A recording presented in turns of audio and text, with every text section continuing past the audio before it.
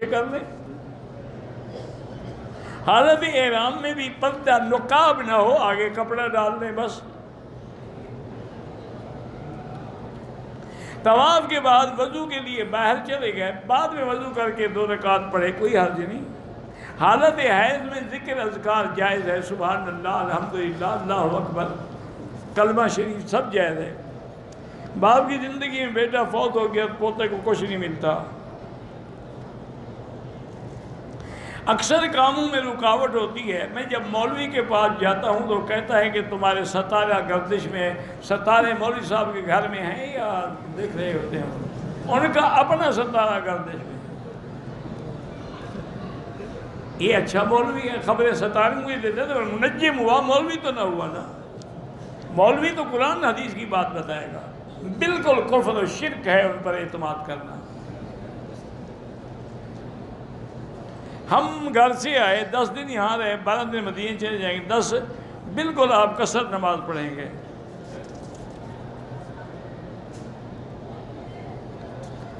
پتہ نہیں کیا لکھا ہے. اب دیکھیں جی آپ کے کتنے بیٹے ہیں، وہ کیا کرتے ہیں. جب میں نماز کا ارادہ کرتی ہوں دل میں وسوسے آتے، کوئی بات نہیں، جب اللہ نے معاف کر دیا ہے تو تم کیوں فکر کرتی ہو. بار صورت ہر نماز کے بعد آخری جو 2 صورتیں ہیں نا، قل اعوذ بالفلق اور قل اعوذ بالناس، 3 دفعہ پڑھ کے سارے بدن پہ ہاتھ پھیر دیا کریں.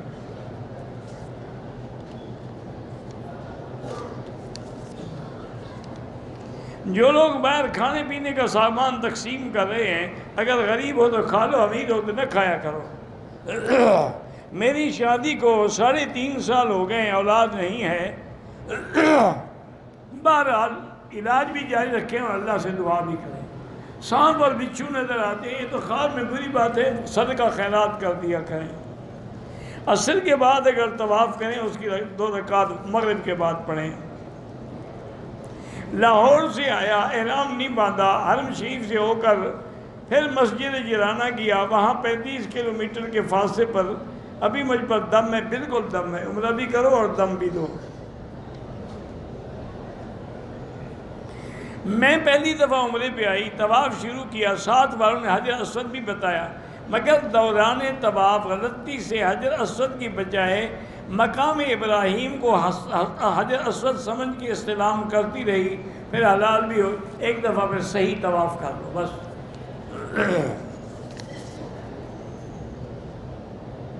میرے دوست کی بہن کی شادی کو 10 سال، ایک بیٹی ہے، اس کا 10 سال سے خرچہ نہیں دیتا، تو سیدھی بات ہے وہ نام نفقے کا دعویٰ کریں ورنہ خلو لے لیں.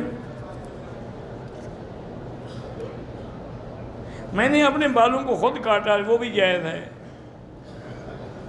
ایک تو میں نے بتایا تھا نا کہ اگر کوئی خوشبو دے تو وہ بھی رد نہ کریں، اور اسی طرح اگر کوئی دودھ دے تو وہ بھی رد نہ کریں.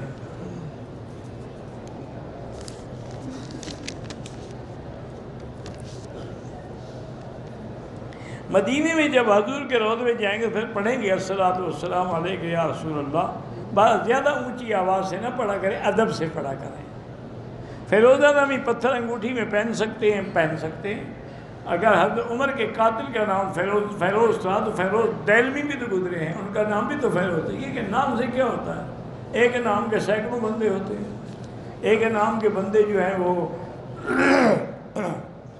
صحیح بھی ہوتے ہیں. کیا جنگلوں اور مزاروں قبرستانوں کے درختوں سے شہد اتار سکتا ہوں؟ میری حلال، بالکل حلال ہے. جو کچھ ملے قبروں سے اٹھا لو. ان کے کام کا تو ہے نہیں نا، وہ تو فوت ہو گئے ہیں. یا مردے آ کے شہد کھائیں گے؟ اچھا ہے کوئی زندہ کھا لے. نماز چھوڑنے والا مشرک تو انشاءاللہ نہیں ہوگا، لیکن امام احمد بن حنبل فرماتے ہیں کہ وہ کافر ہو جاتا ہے. من ترک الصلاۃ متعمدا فقد کفر. وہ تو فرمایا ہے ولا تکونوا من المشرکین، یعنی مشرک جیسے نماز نہیں پڑھے تم بھی تو وہی کام نہ کرو نا. قبر کا تعظیمی سجدہ جو ہے وہ بھی ناجائز ہے. حضور کے ارشاد، حضرت بلال یمن چلے گئے، خواب میں آئے، بلال ہم کیوں چھوڑ گئے؟ تو بلال نے فوراً مدینے آ کر روضہ عطا حاضر قبر پر لپٹ کر جھک کر، یہ بالکل جھوٹی روایت ہے. تمام انبیاء زندہ ہیں. گھوڑا جو ہے وہ مسئلہ کہ ائمہ کے نزدیک حلال ہے کہ امام ابو حنیفہ نہیں مانتے ہیں۔ تبلیغی جماعت میں بالکل جانا چاہیے، مشرک کی نماز جنازہ نہ پڑھا کریں۔ مکہ اور مدینہ میں دین ہمیشہ رہے گا انشاءاللہ۔ یعنی حسین میرے نسب سے ہے، میں اس کے نسب سے، محبت کی بات ہے۔ علی منی وانا منہ، فاطمہ بضعۃ منی من احبھا فقد احبنی، صرف حسین کے لیے تو نہیں ہے، کئی لوگوں کے لیے حضور نے فرمایا۔ جس پہ دم پڑ جائے وہ خود کھا سکتا ہے، نہیں کھا سکتا۔ میں مسجد عائشہ کبھی کبھی وہاں عصر کی اذان ہو جاتی ہے تو میں کبھی وہاں نماز چھوڑ کر یہاں حرم میں آ جاتا ہوں، وہ ٹھیک ہے، لیکن مسجد عائشہ میں بھی پڑھ لو تو اچھی بات ہے، لیکن یقین ہو کہ مجھے حرم کی نماز مل جائے گی۔ یا مسجد عائشہ سے تھوڑا سا آگے ہے جو بھی مسجد ہو وہ تو حرم میں ہے، مسجد عائشہ باہر ہے۔ یا قوی یا متین پڑھا کریں۔ دیوبندی والوں کے بھی پیر ہوتے ہیں، وہ دیوبندی خود پیر ہیں، ہوتے ہیں کیا مانا؟ حضرت حاجی امداد اللہ مہاجر مکی سے کون بڑا پیر تھا؟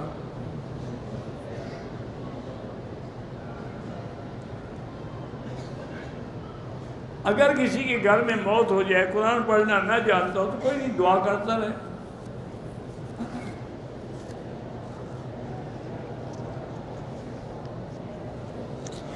میں نے عمرے کا احرام باندھا جیرانہ سے، طواف کے 3 چکر کرنے کے بعد 2 رکعت حتیم میں جا کے نماز پڑھی، آپ کا طواف نہیں ہوا، دوبارہ کریں۔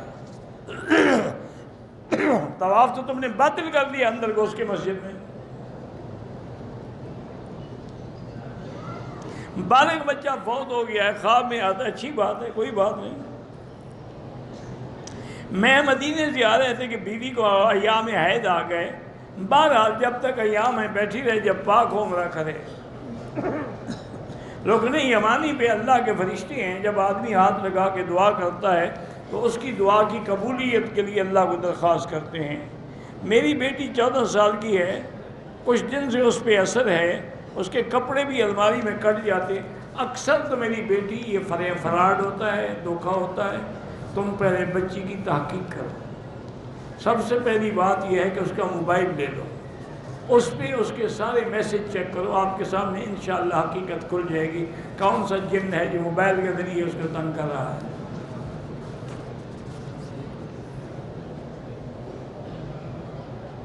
ہوٹل کی مسجد میں نماز میں 1 لاکھ ملتا ہے، لیکن حرم کی نماز کا کیا مقابلہ ہے؟ یہاں تو 27 لاکھ ملتا ہے۔ میقات میں احرام باندھا، بھول کے پاؤں کو اوپر سے کور کرنے والا جوتا پہن لیا، کچھ